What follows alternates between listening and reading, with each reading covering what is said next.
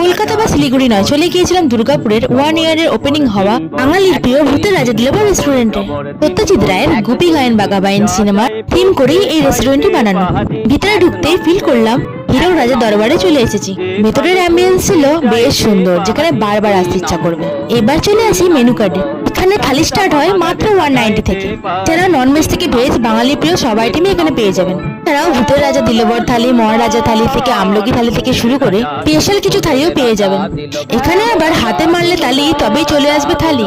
আর আমরা নিয়েছিলাম আমলকি থালি। মেনুতে ছিল শুক্তো, মুগের ডাল, পোস্ত, চাটনি, পাঁপড় ভাজা ও আম দই।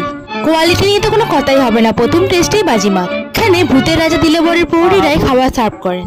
খাবার খাওয়া শেষ হওয়ার পরেই চলে এসেছিল হাত ধোয়ার জল আর মিষ্টি পান, যেটা ছিল অপশনাল। এখানে বার্থডে, অ্যানিভার্সারি যে কোনো প্রোগ্রামে নিজেদের মতো সেলিব্রেশন করতে পারবেন।